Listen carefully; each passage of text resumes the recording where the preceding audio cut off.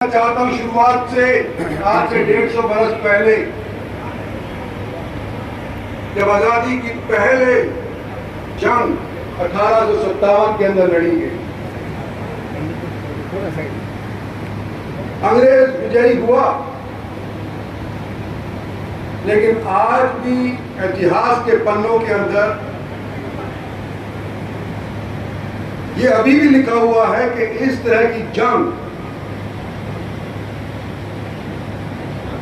तोपों के खिलाफ लड़ाई लड़ने के बाद उनके पास सिर्फ ढाल और तलवार और बर्छे थे, और एक दिन के अंदर एक स्थान के ऊपर ही चंद घंटों के अंदर ही 5000 लोग शहीद हो गए थे। जहां हुए थे नसीबपुर, आपके क्षेत्र का ही एक एरिया है, आपके जिले का नहीं तो पड़ोसी जिले का एक क्षेत्र है। विश्व युद्ध हुए, पहला विश्व युद्ध हुआ, दूसरा विश्व युद्ध हुआ, अनेक लोगों ने अपनी जान गंवाई, लेकिन अगर परमाणु शक्ति का इस्तेमाल जापान के खिलाफ जो हुआ था उसको अलग करके देखा जाए तो एक दिन के अंदर 5000 शहीद कभी भी किसी भी जंग के अंदर नहीं हुए थे। और ये चिंगारी 1947 के अंदर रंग लाई, और आज हम 76वां इंडिपेंडेंस डे मनाने लग रहे हैं। 200 साल की गुलामी एक साल के अंदर, 2 साल के अंदर, 1 दशक के अंदर, 2 दशक के अंदर मिटाई नहीं जा सकती। उसका असर बरकरार रहता है कई सालों तक, लेकिन शायद 50 साल के बाद वो असर ढीला होने लग जाता है। हो सकता है कि 75 साल के बाद उसका रंग फीका पड़ चुका होता है, और हो सकता है गुलामी की जो बेड़ियों की मानसिकता हमारे दिल और दिमाग के कुछ समय तक रही थी, उसको उतार करके हम ताक के ऊपर रख देंगे और अपना उचित स्थान विश्व के अंदर एक बार फिर लेने के लिए तैयार हो जाएंगे। इस लक्ष्य के साथ हर 15 अगस्त को आजादी के तौर पर बनाते हैं, और जब शहीदों का नमन करने का दिन आता है, आज से बेहतर दिन कौन हो सकता है। हिंदुस्तान की फौजों ने पहले विश्व युद्ध के अंदर, दूसरे विश्व युद्ध के अंदर न केवल अंग्रेजों का साथ दे करके उनको विजय प्राप्त करवाई, लेकिन अपना लहू देश की सरहद से बाहर तक जाकर के लोगों को रिहा करवाया और अंग्रेजों को विजय दिलवाई। लेकिन इसका पहले युद्ध, विश्व युद्ध के बाद से लेकर के 47 तक उनकी यादगार अंग्रेजों ने हमारे देश के अंदर स्थापित नहीं करी। जो इंडिया के हम जाते थे, नाम लिखे हुए होते थे, उन शहीदों के जिन्होंने देश में और विदेश में अंग्रेजों का साथ दिया था और खून बहाया था, लेकिन केवल पहले विश्व युद्ध तक ही उनकी सीमा थी। दूसरे विश्व युद्ध का कोई जिक्र नहीं, सन 62 की लड़ाई का कोई जिक्र नहीं, सन 65 की लड़ाई का कोई जिक्र नहीं, 71 की लड़ाई का, कारगिल की लड़ाई का कोई जिक्र नहीं। और जो आज के दिन हमारी आजादी को महफूज रख रहे हैं सरहदों पे, अगर उनमें से कोई शहीद हो जाता है तो उनका कोई जिक्र नहीं था। पिछले दिनों के अंदर संग्रहालय बने, दिल्ली में बने, उन सब लोगों का जो पहले विश्व युद्ध के बाद देश के हित के अंदर शहीद हुए थे, उन सब का नाम वहां पर लिखा गया। आज के दिन 50,000 लोग कम से कम हर रोज इंडिया गेट के पास नए संग्रहालय के अंदर, शहीदी पार्क के अंदर जाते हैं। किसी का पिता शहीद हुआ था, किसी का घरवाला शहीद हुआ था, तो किसी का बेटा शहीद हुआ था। आज के दिन वहां की प्रतिमा रोजाना लगने लग रही है। और हरियाणा, जहां आज के दिन जहां का बच्चा चाहे सारे हिंदुस्तान के अंदर कहीं पूछ लो, सबसे ज्यादा हरियाणा के अंदर सैनिक कहां से थे? आपके जिला रेवाड़ी के थे। जब यहाँ पर सैनिक स्कूल बनाया गया, तो जब तुलना करी गई तो अनेक जिलों से फालतू एक्स सर्विसमैन रेवाड़ी जिले के हुआ करते थे। और यहाँ रेवाड़ी के अंदर, नसीबपुर के मैदान के अंदर भी संग्रहालय बनाया जा रहा है, अंबाला के अंदर भी संग्रहालय बनाया जा रहा है।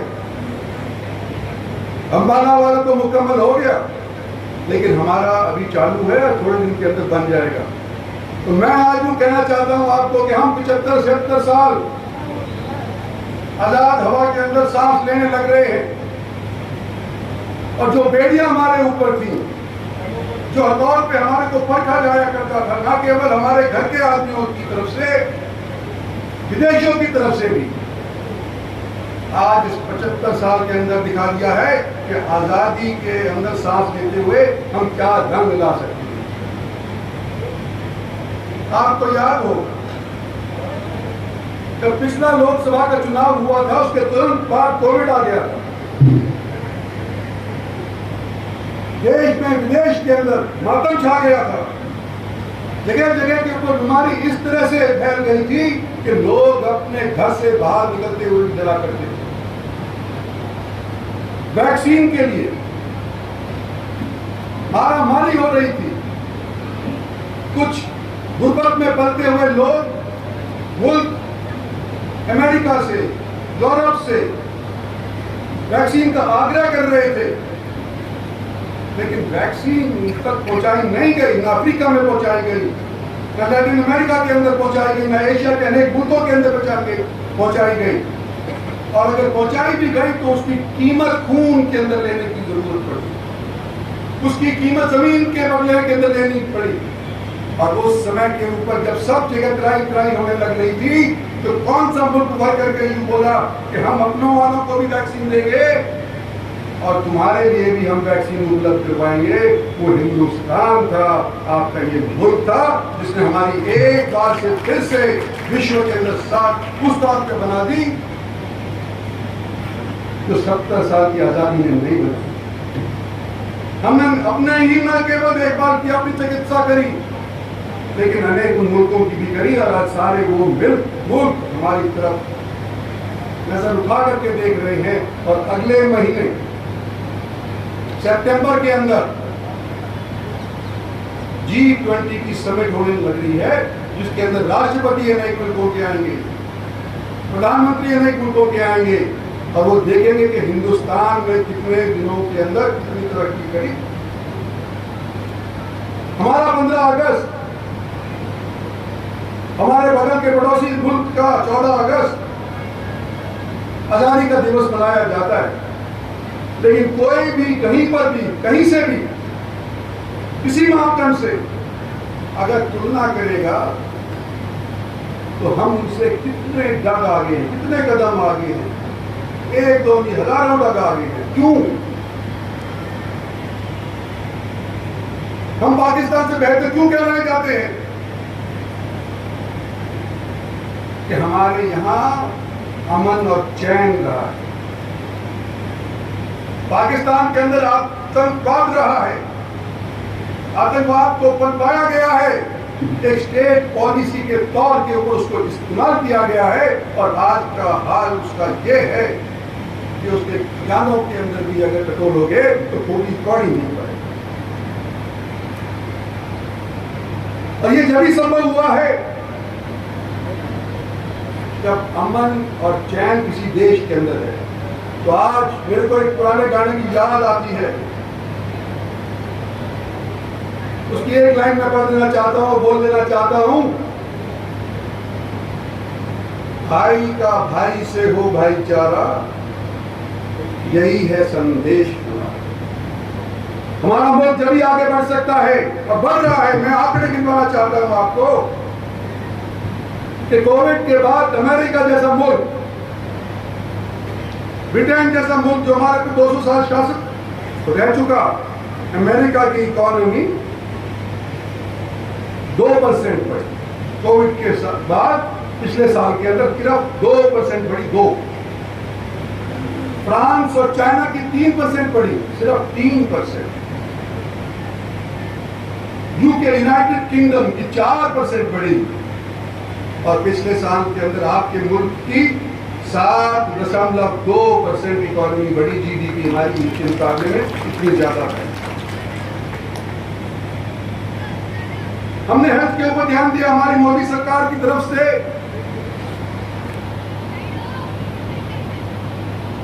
कोविड के 80 करोड़ टीके हमारे देश के अंदर लगवाए। 22 एम्स देश के अंदर और स्थापित करी गई, जिसमें से एक हमारे यहां हरियाणा के अंदर भी है। 1800 करोड़ का ये बड़ा अस्पताल न केवल नर्सिंग कॉलेज रखेगा, लेकिन 600 बेड के हॉस्पिटल को भी रखेगा। और आने वाले समय के अंदर हमारे आसपास के 100 किलोमीटर दूर तक के लोग तो या तो दिल्ली जाया करते थे या जयपुर जाया करते थे, वो इसकी सुविधा का फायदा उठाएंगे।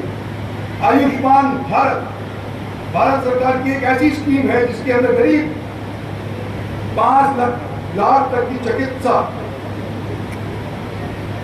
मुफ्त के अंदर करवा सकता है, क्योंकि भारत सरकार उसका पैसा भरने लग रही है। लोग कहते हैं कि कोई मुल्क तरक्की जब तक नहीं कर सकता जब तक कि उसका इंफ्रास्ट्रक्चर दुरुस्त ना हो। आज मैं सबसे पहले जिक्र करना चाहता हूं वेस्टर्न फ्रेट कॉरिडोर का, जो गुड़गांव जाते हैं, दिल्ली जाते हैं, नेशनल हाईवे नंबर 8 जिसको बोला करते थे, उसके ऊपर से जाते हैं। तो उनको पता है किस तरह की भीड़ उस हाईवे के ऊपर आज के दिन है। आज से 20 साल पहले कोई दिल्ली जाया करता था तो 1.5 घंटे में पहुंच जाया करता था, और अगर आज के दिन अगर 10 बजे जाओ या शाम को 5 बजे बाद जाओ तो 2-3 घंटे से पहले दिल्ली नहीं पहुंचा जा सकता। ये क्यों? क्योंकि इतना ज्यादा ट्रैफिक इसके ऊपर हो गया। इसका हल क्या है? या तो रेल रोड और या और हाईवे। तो मैं ये बताना चाहता हूं कि पिछले दिनों के अंदर डेडिकेटेड रेल फ्रेट कॉरिडोर के माध्यम से माल या मालगाड़ी जिसको कहते हैं, उसके अंदर 1.5 लाख करोड़ रुपया खर्च करके तकरीबन रेल फ्रेट कॉरिडोर हमारा मुकम्मल हो गया है, जो अरब की खाड़ी तक जाकर के मिलेगा। दिल्ली जयपुर इलेक्ट्रिफिकेशन वाया रेवाड़ी ये पूरा हो गया है। हम जब पढ़ा करते थे, हमारे जैसे बच्चे के उम्र के हुआ करते थे, तो हमारे को कोई पढ़ाया करता था कि रेवाड़ी एक जमाने के अंदर मीटर गेज का सबसे बड़ा एशिया का रेवाड़ी एशिया का सबसे बड़ा मीटर गेज का स्टेशन हुआ करता था। लेकिन लिफ्ट हो गया, बड़ी बड़ी ब्रॉड गेज आने लग गई, हम रह गए बीच में। आज के दिन ये कहा जा सकता है कि सबसे पहले इलेक्ट्रिफिकेशन अगर इस ब्रॉड गेज के ऊपर हुआ कहीं पर भी हिंदुस्तान के अंदर और कम से कम नॉर्थ इंडिया के अंदर, तो रेवाड़ी से लेकर के जयपुर वाला इलेक्ट्रिफिकेशन सबसे पहले हुआ था, और ये दिल्ली तक आज के दिन पहुंच गया। रेवाड़ी का रेलवे स्टेशन के ऊपर 25 करोड़ रुपया सौंदर्यीकरण के ऊपर खर्च होने जा रहा है।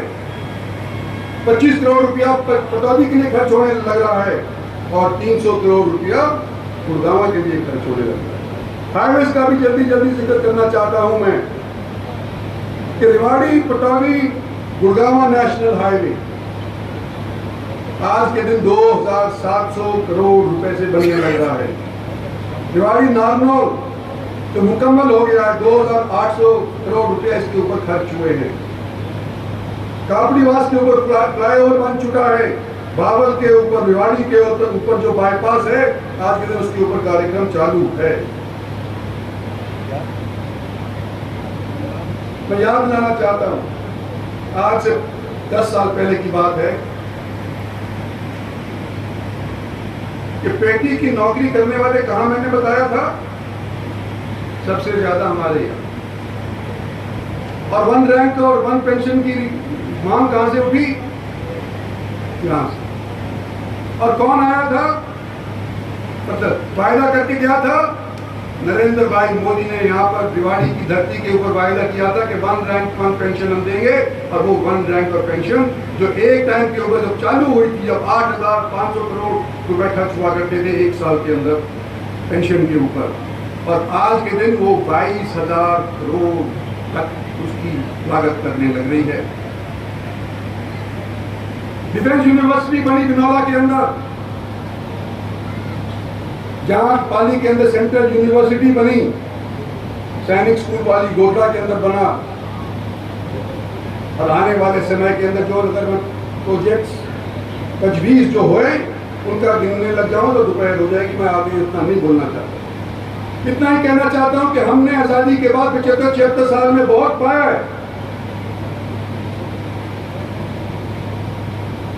लेकिन बहुत खोया भी। अनुशासन, किसी रोड के ऊपर चले जाओ तो दूसरा वाहन वाला तुम्हारा दुश्मन बन जाता है, साइकिल वाला जानी दुश्मन बन जाता है। सड़क पे चलने वाले की हिम्मत कैसे होगी कि सड़क पे उतर आए, मैं गाड़ी पे बैठा हूं या मोटरसाइकिल पे बैठा हूं। रौन दो, दूसरे की इज्जत करना, डिसिप्लिन में रह करके गाड़ी चलाना, ये खो बैठे।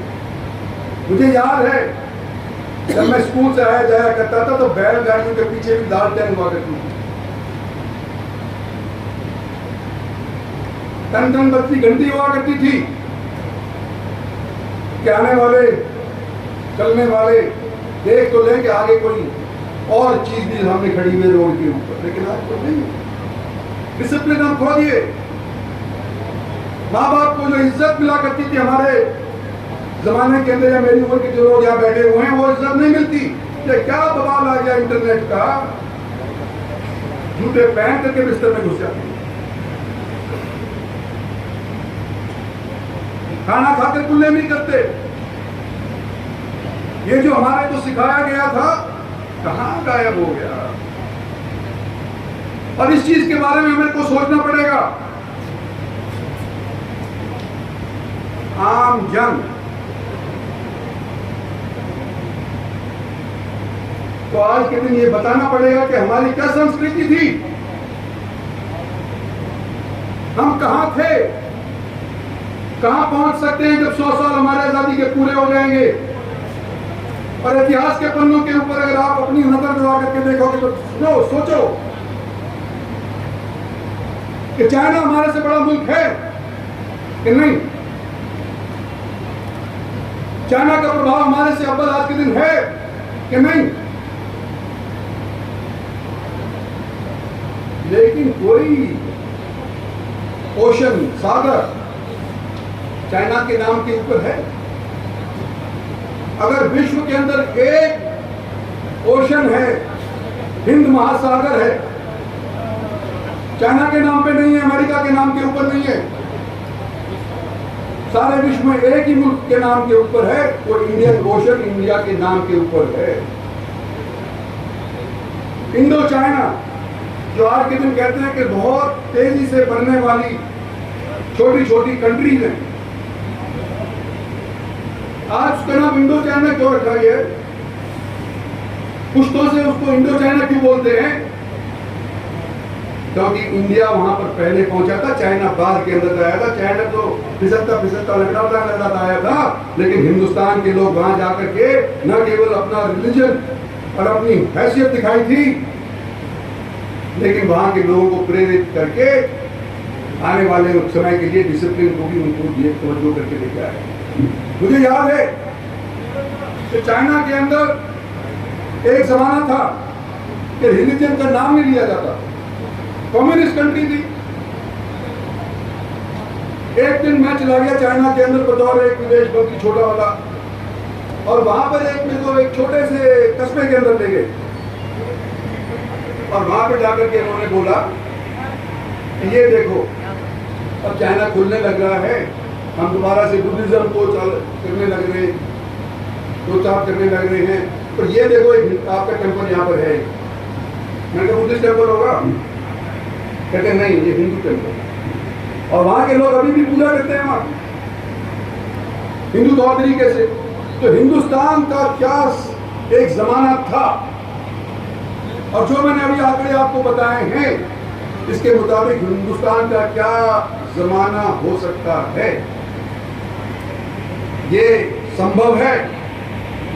इसकी ओर हमारा देश अग्रसर है, लेकिन भाईचारा निभाना भी जरूरी है। तो आज के दिन ये जो मैंने संदेश आपको दिया था कि इंसान का इंसान से हो भाईचारा, यही है संदेश हमारा, यही हमारे मुल्क के लिए बेहतरीन रहेगा। आप सब लोगों को आज का दिन मुबारक। जय हिंद। शहीदों का भावपूर्ण स्मरण।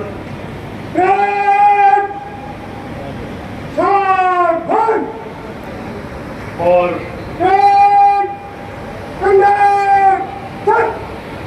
ट्रेड इंचार्ज महोदय का ये आदेश।